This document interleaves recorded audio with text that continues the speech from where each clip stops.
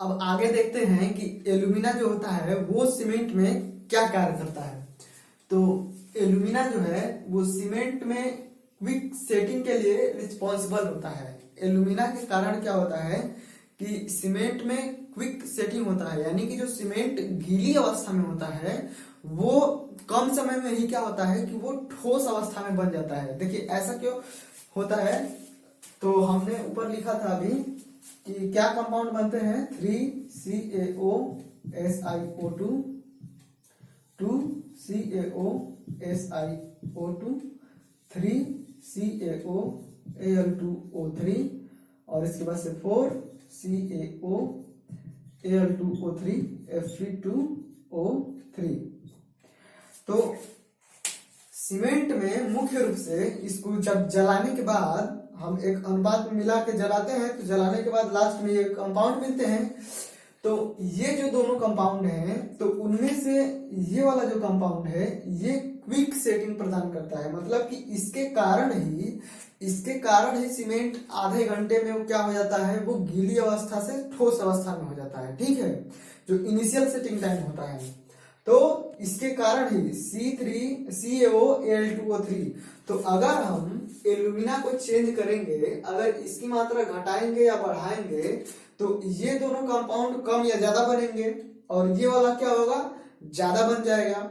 तो इसके घटाने और बढ़ाने से ये दोनों कंपाउंड कम बनेंगे। तो अगर हमने Al2O3 को घटा दिया तो क्या होगा कि ये कम बन जाएंगे। तो ये क्या कर रहे हैं कि सेटिंग कर रहे हैं, मतलब कि गीली अवस्था से ठोस अवस्था में उसको कर रहे हैं। तो क्या होगा कि इसकी सेटिंग टाइम क्या होगी, प्रभावित होगी, वो जल्दी से सेट नहीं होगा और ये एक निश्चित अनुपात में रहेंगे, तो इनके कारण ही वो एक निश्चित टाइम में क्या होगा कि सेट हो जाएगा। ठीक है, तो एल्यूमिना जो होता है, एल्यूमिना सीमेंट के क्विक सेटिंग के लिए रिस्पॉन्सिबल होता है। ठीक है, तो ये कंपाउंड जो है सेटिंग का कार्य करते हैं, इसलिए ये रिस्पॉन्सिबल होता है। इसकी मात्रा बढ़ा देने से सीमेंट की स्ट्रेंथ क्या होती है कि कम हो जाती है। तो अगर सीमेंट में हम एल्यूमिना की मात्रा बढ़ा देंगे, Al2O3 की मात्रा अगर हम बढ़ा देंगे, तो क्या हो जाएगा कि स्ट्रेंथ क्या हो जाएगी, कम हो जाएगी। कम क्यों हो जाएगी, क्योंकि हमने जो CaO मिलाया है वो 60 से 65% ही है। ठीक है, 60 से 65% ही है। तो अगर हमने एल्यूमिना की मात्रा बढ़ा दी और सिलिका की मात्रा उतनी ही रहने दी, तो एल्यूमिना क्या होगा कि CaO से क्रिया करके और ये दोनों कंपाउंड ज्यादा मात्रा में बना लेगा। तो ये क्या करेंगे कि इसको तो सेटिंग प्रदान करेंगे, लेकिन CaO 3CaOSiO2 और 2CaOSiO2 ये क्या होंगे, कम मात्रा में बन जाएंगे। तो कम मात्रा में बन जाएंगे तो क्या होगा, उसकी स्ट्रेंथ क्या होगी, वो प्रभावित होगी, कम हो जाएगी। ठीक है ना, स्ट्रेंथ कम हो जाएगी। अब हम देखते हैं कि जो आयरन ऑक्साइड है Fe2O3 वो जो है क्या कार्य करता है सीमेंट में। आयरन ऑक्साइड ये क्या कार्य करता है, देखिए यहाँ पे आपको चमक रहा होगा, तो मैंने पढ़ दिया है, उसको आप लिख लेंगे। इसकी मात्रा बढ़ा देने से सीमेंट की स्ट्रेंथ क्या हो जाती है, कम हो जाती है। ठीक है, आयरन ऑक्साइड जो है ये सीमेंट को कलर प्रदान करता है। जो सीमेंट का ग्रे कलर होता है वो मेन रूप से आयरन ऑक्साइड जो होता है उसके कारण ही होता है। तो आयरन ऑक्साइड सीमेंट को कलर प्रदान करता है और यह गालक का कार्य करता है। देखिए आपको गालक नहीं मिलेगा, गालक जो है वो हिंदी शब्द है। गालक का मतलब है कि जो चीज दूसरे को गलाने में सहायता करे। ठीक है ना, तो ये जो आयरन ऑक्साइड है ये जो सिलिका के कंपाउंड होते हैं उनको क्या करता है कि गलाने में सहायता करता है। ठीक है, जो सिलिका के कंपाउंड होते हैं वो उनको गलाने में सहायता करता है। तो इसीलिए इसको इंग्लिश में क्या बोलते हैं, फ्लक्स, और हिंदी में क्या बोलते हैं, गालक। तो आयरन ऑक्साइड गालक का भी कार्य करता है, वो गलाने में सहायता करता है। ठीक है, इसकी मात्रा अधिक हो जाने से क्लिंकर की हार्डनेस क्या होती है, बढ़ जाती है। तो क्लिंकर क्या होता है, क्लिंकर जब हम इन सारे जितने भी सारे घटक थे, कंपोनेंट थे, उसके इंग्रेडिएंट थे, उसको हम मिला करके और रोटरी भट्टी में, ऐसे एक रोटरी होती है, वो उसका ढाल होता है, हम आगे पढ़ेंगे, तो उसमें जब हम पकाते हैं तो फाइनल में क्या होता है, ये तो सब पाउडर रूप में होते हैं, तो फाइनल में क्या होता है कि इतने रोड़ी के रूप में लास्ट में जब वो जल करके निकलता है तो वो ढेले के रूप में, लंप के रूप में होता है, ठीक है, छोटे छोटे टुकड़ों के रूप में। तो उसे ही हम बोलते हैं क्लिंकर। उसे हम क्या बोलते हैं, उसे ही हम क्लिंकर बोलते हैं, ठीक है। तो अगर इसकी आयरन ऑक्साइड जो है, अगर इसकी मात्रा अधिक हो गई तो ये जो क्लिंकर लास्ट में बनेगा वो क्या हो जाता है कि हार्ड हो जाएगा। तो जो क्लिंकर बनता है इसको हम बाद में पीस देते हैं तो वही सीमेंट हो जाता है, ठीक है ना। तो अगर आयरन ऑक्साइड की मात्रा बढ़ गई तो ये क्या हो जाएगा, हार्ड हो जाएगा। और आयरन ऑक्साइड जो होता है वो उसमें क्या करता है, एक कैटलिस्ट का काम करता है, उत्प्रेरक का भी काम करता है। तो इसके उपस्थित होने से जो रिएक्शन होता है वो थोड़ा फास्ट हो जाता है, ठीक है ना। आप लोग कैटलिस्ट जानते होंगे, उत्प्रेरक क्या होता है। तो आयरन ऑक्साइड जो है उत्प्रेरक का कार्य भी करता है। अब अगला आ जाता है मैग्नीशिया, इसको MgO, मैग्नीशियम ऑक्साइड, ठीक है ना। तो अगला कंपोनेंट है मैग्नीशिया, और यह सीमेंट को क्या करता है, स्ट्रेंथ और हार्डनेस प्रदान करता है। तो मैग्नीशिया के होने से सीमेंट में हार्डनेस और स्ट्रेंथ भी आती है। अगर इसकी मात्रा अधिक होने पर क्या होगा कि सीमेंट में एक्सपेंशन होगा और क्रैक्स की संभावना बढ़ जाएगी। तो अगर हमने मैग्नीशिया की मात्रा को, जितनी उसका एक अनुपात है उससे अगर हमने अधिक कर दिया तो उसमें एक्सपेंशन होगा। आप एक चीज ध्यान में रखेंगे, जो मैग्नीशिया होता है वो हमेशा वो एक्सपेंशन का मतलब है कि वो प्रसार करता है, ठीक है। तो ये क्या करेगा, सीमेंट में रहेगा तो उसका आयतन इतना है तो उसको फैलाएगा। तो मैग्नीशिया हमेशा क्या करेगा, किसी भी चीज को फैलाने का कार्य करेगा, ठीक है ना। तो मैग्नीशिया से आयतन बढ़ेगा, और आयतन बढ़ेगा तो जो भी चीज है वो क्रैक्स जनरेट होगा उसमें, ठीक है। तो इससे क्या होगा, एक्सपेंशन, और मैं यहाँ पे लिख देता हूँ, एक्सपेंशन को हिंदी में प्रसार कहते हैं, ठीक है ना। प्रसार का मतलब आप जानते होंगे, अगर एक्सपेंशन नहीं जानते हैं तो मैग्नीशिया जो है प्रसार करता है। और जाहिर सी बात है कि कोई भी चीज फैलेगी, उसको हमने रोक के रखा है, वो तो ठोस हो गया है, अगर वो फैलेगी तो स्ट्रेस जनरेट होगा, और फिर बाद में क्या होगा, क्रैक्स पड़ जाएंगे उसमें, दरारें। अब अगला आता है जिप्सम। जिप्सम का ये फार्मूला है CaSO4 2H2O। अगर आप एंट्रेंस एग्जाम देने जाएंगे तो उसमें जिप्सम का फार्मूला पूछ लेता है, या आप पेपर देंगे कोई भी तो उसमें भी आ जाता है जिप्सम का फार्मूला क्या है। और जिप्सम को जो है कैल्शियम सल्फेट भी बोलते हैं, ठीक है, कैल्शियम सल्फेट। तो जिप्सम का ये फार्मूला रहा, और ये हो गया कैल्शियम सल्फेट। ये क्या करता है कि यह सीमेंट में रिटार्डर का कार्य करता है। अब रिटार्डर आप जानते होंगे, अगर जिप्सम है तो मंदक, शायद मंदक कहा जाता है, आप लोग देख लेंगे। तो जो रिएक्शन है, रिएक्शन को क्या करेगा कि वो धीमे कर देगा, ठीक है ना, मंदक का कार्य करेगा, रिटार्डर का कार्य करता है। तो रिटार्डर का कार्य करने का मतलब क्या हुआ कि सीमेंट के सेटिंग की दर को, जो सेट होने का उसका जो दर है, मतलब कि वो कितना तेजी से सेट हो रहा है, उसको वो स्लो कर देगा। तो जब सेटिंग को स्लो कर दिया तो सेटिंग क्या होगा कि सेटिंग होने में ज्यादा टाइम लगेगा, ठीक है ना।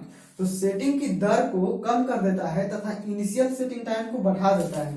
तो मान लीजिए कि रिएक्शन हो रहा है, रिएक्शन किसमें हो रहा है, ये जो चारों कंपाउंड हैं ये वाटर से रिएक्शन करके सॉलिड बना रहे हैं, ठीक है। तो जब रहा है कि मेनली रूप से सेटिंग के लिए तो ये दोनों रिस्पॉन्सिबल है, ठीक है, ये दोनों कंपाउंड 3CaO Al2O3 और 4CaO Al2O3 Fe2O3। तो मुख्य रूप से जो अर्ली सेटिंग प्रदान करता है, मतलब कि इनिशियल सेटिंग टाइम जो होता है वो 3CaO Al2O3 के कारण होता है। 3CaO Al2O3, इसी के कारण सीमेंट क्या होता है कि जल्दी सेट हो जाता है। तो ये सेटिंग की दर को कम कर देता है। तो ये जो कंपाउंड है ये वाटर से क्या करता है, रिएक्शन करता है। तो जो वाटर के साथ इसके रिएक्शन की जो दर है उसको क्या करेगा कि वो स्लो कर देगा। तो अब रिएक्शन की दर स्लो हो गई तो ज्यादा टाइम लगेगा, इसके जितने भी सारे कंपाउंड होंगे उनको वाटर से रिएक्शन करने में ज्यादा टाइम लगेगा। तो ज्यादा टाइम लगेगा तो क्या हो गया, जो शुरुआती सेट होने का समय था वो बढ़ गया, ठीक है ना।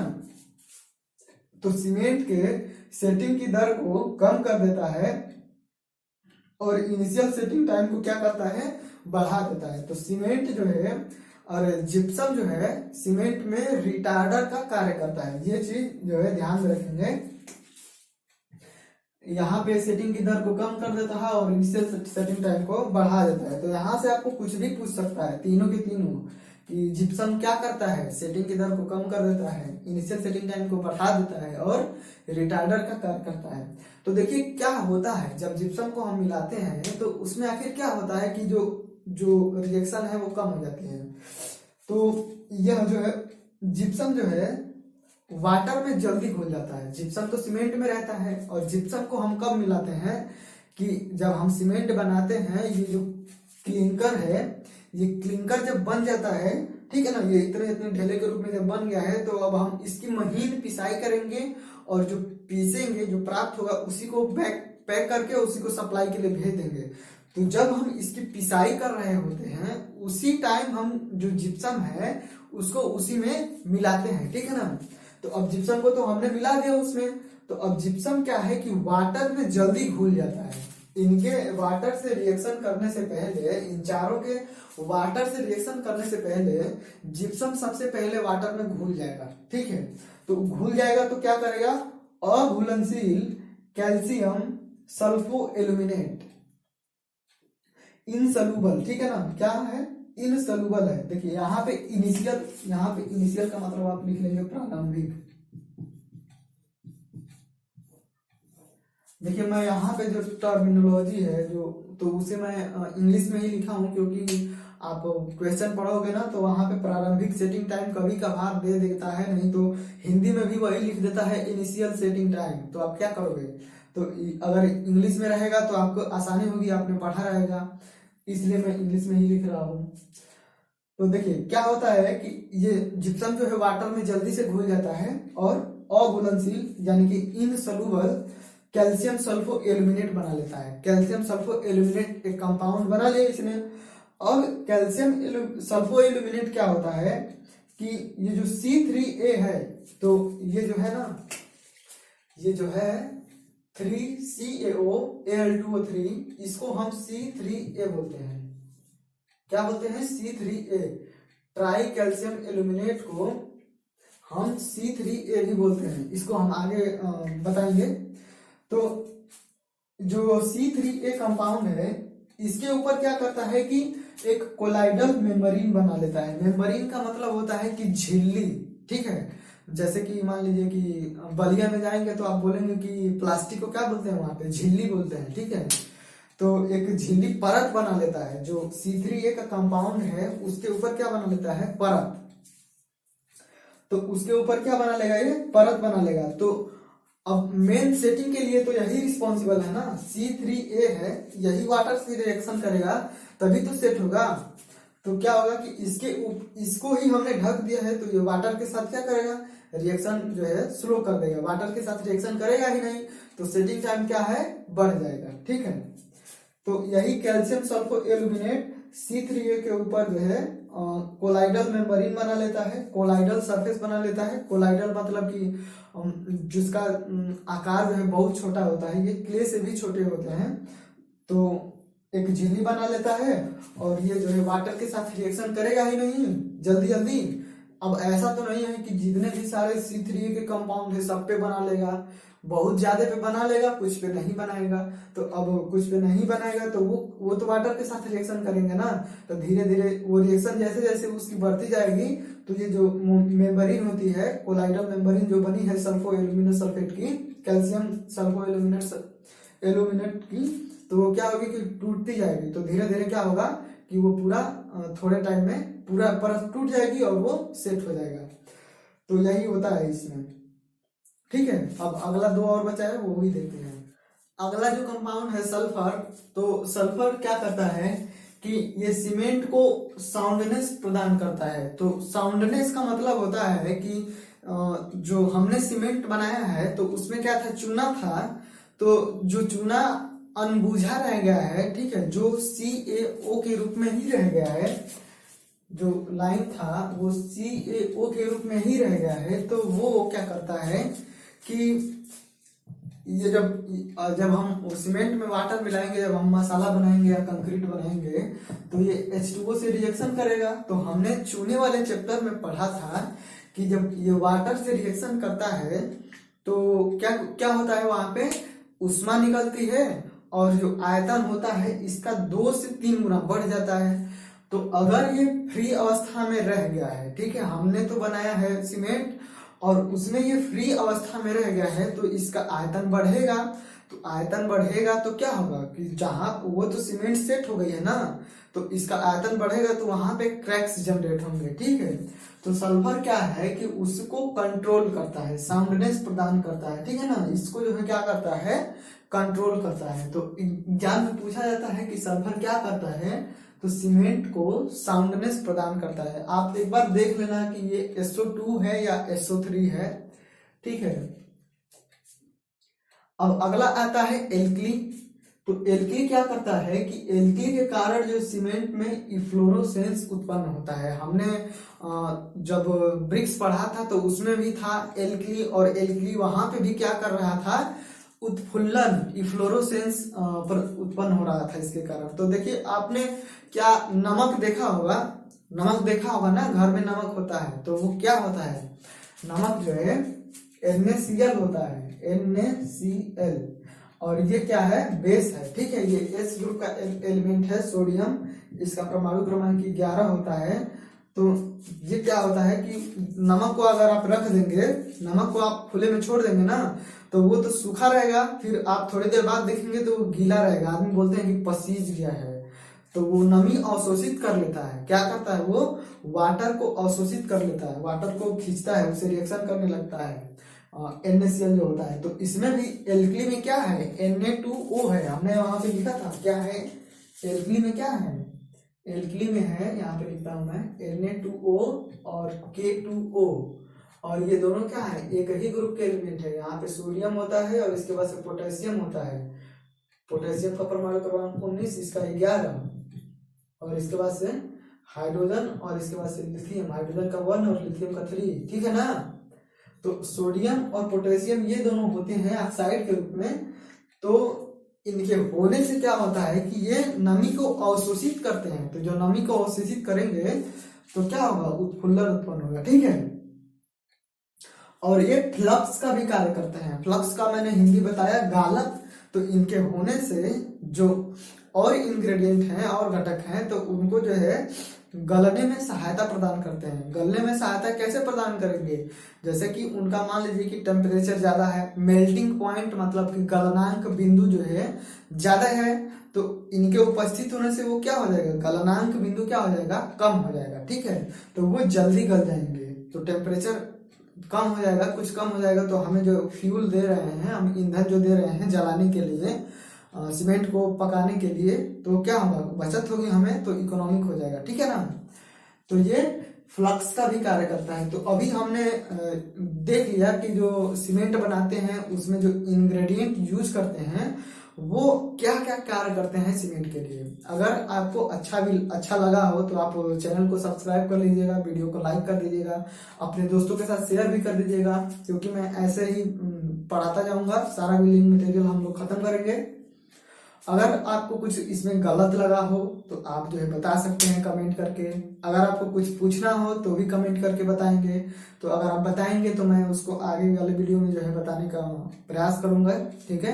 आज के लिए बस इतना ही, जय हिंद।